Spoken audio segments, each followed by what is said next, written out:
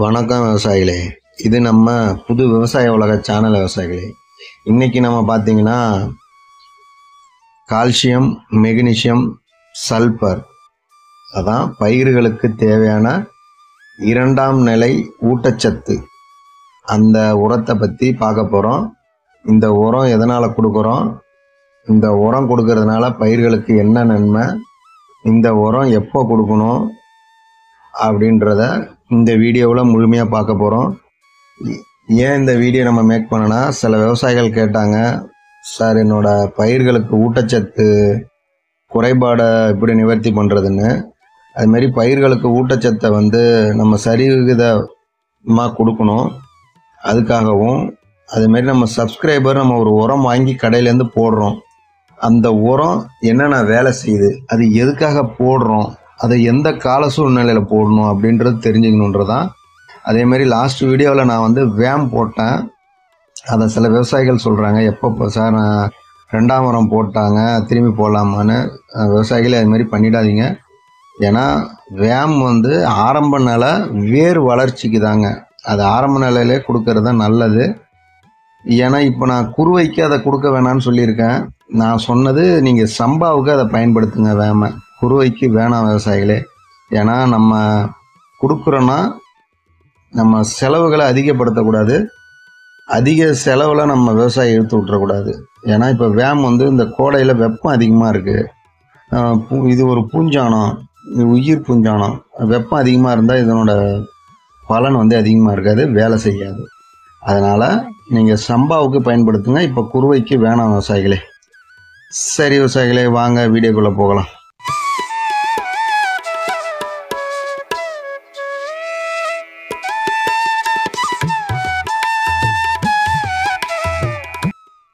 ஆமாம் விவசாயிகளே, நம்ம சேனலை சப்ஸ்கிரைப் பண்ணாத விவசாயிகள் சப்ஸ்கிரைப் பண்ணிக்கங்க.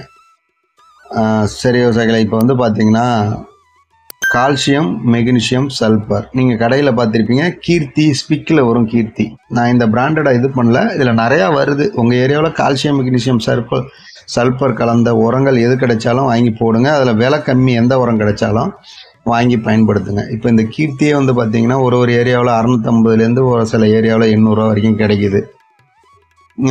அதனால் கால்சியம், மெக்னீசியம், சல்பர் இந்த உரம் எதுக்காக கொடுக்குறோம் அப்படின்னு பார்த்தீங்கன்னா, இதில் முதல்ல கால்சியம் எவ்வளோ இருக்குன்னு பார்த்துக்கோம். கால்சியம் 15% இருக்குது. அதே மாதிரி மெக்னீசியம் 3% இருக்குது. சல்பர் கண்டென்ட் பார்த்தீங்கன்னா 5% இருக்குங்க. இது 3 கலந்தது தான் இந்த உரங்கள். இந்த உரம்ன்றது பயிர்களுக்கு பெரிதளவுக்கு இல்லை. என்பிகே மாரி, நைட்ரஜன், பாஸ்பரஸ், பொட்டாஷ் மாரி அதிகமான தேவைகள் இல்லை. குறைந்த அளவு தான் பயிர்களுக்கு தேவையை தர. ஆனால் பயிர்களுக்கு தேவையான சத்துகள் இது அதனோட சத்துக்களை நம்ம சரிவர நம்ம கொடுக்கணுங்க. இப்போ நம்ம டெய்லி உணவு எடுத்துப்போம். இட்லி, சாதம், தோசை அது மாதிரி எடுத்துப்போம். இருந்தாலும் நம்மளோட உடம்போட வளர்ச்சிக்கு நம்ம என்னென்ன செய்வோம், நட்ஸ் எடுத்துப்போம். முந்திரி பருப்பு, பாதாம் பருப்பு அந்த மாதிரி எடுத்துப்போம். அந்த மாதிரி எடுக்கும்போது நம்ம உடம்போட போன், அயன் இதெல்லாம் நம்ம ஸ்ட்ராங்காக இருக்கும். அதே மாதிரி தான் இந்த செகண்ட் நிலை ஊட்டச்சத்துக்களை நம்ம பயிர்களுக்கு அந்தந்த தேவைகளுக்கு கொடுக்கணுங்க. இப்போ 2வது உரம் இப்படி பார்த்தீங்கன்னா 45 நாளுக்கு மேலே எல்லா பயிர்களுக்குமே இந்த கால்சியம், மெக்னீசியம், சல்பர்ன்றது கொடுக்கலாம். ஏன்னா அப்போ தான் ஒரு பயிர்களோட வளர்ச்சியில் இன்றியமையாத சத்துக்கள் தேவைப்படும். அந்த சத்துக்களை நம்ம சரிவர விகிதம் கொடுக்கணுங்க. இப்போ கால்சியம், இந்த கால்சியம் 15% இருக்குங்க. இந்த கால்சியம் இப்போ ஒரு நெற்பயிருக்கு கொடுக்குறீங்கன்னு வச்சுங்க, 2வது உரத்தில் கொடுங்க. இப்போ இந்த கால்சியம் கொடுக்கறதுனால என்ன பண்ணுன்னா, தண்டோட வளர்ச்சியை நல்லா, தண்டோட வளர்ச்சி நல்லா இருக்கும். தண்டோட வளர்ச்சி நல்லா இருக்கிறதுனால பயிர்கள் சாயறதுக்கு அவ்வளோ வாய்ப்பு கம்மி. அதுமாரி எந்த அளவுக்கு தண்டோட வளர்ச்சி இருக்கோ அந்த அளவுக்கு நெல் நல்லா வால்ப்பாக வரும், நெல் நல்லா திடமாக வரும். இலைகள் வந்து நல்லா தடிமன் ஆகும். அதனால் நோய்களோட தாக்குதல் வந்து கம்மியாக இருக்கும். அதனால் நம்ம கால்சியம்கள் நம்ம கொடுக்கறது அதுக்காக தான். அடுத்தது மெக்னீஷியம் வந்து இதில் 3% இருக்குது. இந்த மெக்னீஷியம் கொடுக்கறதுனால என்ன செய்யுது அப்படின்னு பார்த்தீங்கன்னா, பயிர்களுக்கு ஒளிச்சேர்க்கையை வந்து சரிவர நம்ம பயிர்களுக்கு ஒளிச்சேர்க்கை வந்து செய்கிறது. நம்ம பயிர்கள் வந்து நல்லா ஒளிச்சேர்க்கை பண்ணுறதுனால நல்லா ரெட்டிஷாக இருக்கும். தன்னோட இயற்கையான கலர்லே அந்த பயிர்கள் இருக்கும். அதனால் மண்ணில் இருக்க அதுக்கு தேவைப்படக்கூடிய சத்துக்களை, தேவையான நீர்களை வேர் மூலம் உறிஞ்சி பயிர் வந்து ஆரோக்கியமாக இருக்கிறது தான் இந்த மெக்னீஷியம் கொடுக்க சொல்கிறோம். சூரிய ஒளி சேர்க்கைன்றது சிறப்பாக நடக்குன்றதுக்காக தான் இந்த மெக்னீஷியம்ங்க. அடுத்தது வந்து சல்பர் கண்டென்ட் வந்து பார்த்திங்கன்னா 5% இருக்கும்.